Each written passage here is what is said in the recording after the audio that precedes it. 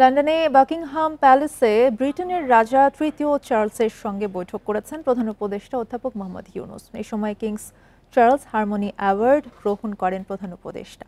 এছাড়া বাংলাদেশের সংস্কার কার্যক্রম ও গণতান্ত্রিক রূপান্তর প্রক্রিয়া নিয়ে আলোচনা করেন তারা। বান্ডেল থাকলে প্রতি সেনমানিতে টাকা বাঁচবে। বিকাশ সেনমানি বান্ডেল কিনে জিতুন প্রতি লেনদেনে। লন্ডনে সাংবাদিকদের এই তথ্য জানান প্রধান উপদেষ্টার প্রেস সচিব শফিকুল আলম। বলেন, প্রায় ৩০ মিনিটের বৈঠক অত্যন্ত সৌহার্দ্যপূর্ণ ছিল।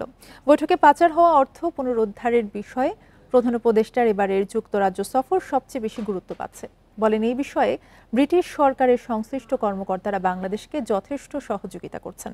ক্ষুদ্র ঋণ, সামাজিক ব্যবসা ও 3-0 ধারণার মাধ্যমে মানুষের কল্যাণে কাজ করার স্বীকৃতিস্বরূপ এই পুরস্কার পেলেন অধ্যাপক ইউনূস।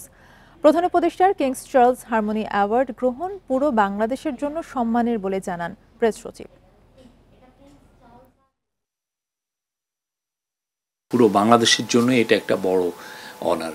তো উনি যে ওনাকে এই অ্যাওয়ার্ডটা দেওয়া হচ্ছে যে ওনার লাইফ লং যে উনি যেই কাজগুলো করেছেন, যেমন ধরেন মাইক্রো ক্রেডিট পায়োনিয়ারিং করা, এবং মাইক্রো ক্রেডিট যে পুরো বিশ্বে একটা বড় রকমের একটা টুল এই ইয়েকে অ্যাড্রেস করার জন্য, পোভার্টিকে কমব্যাট করার জন্য।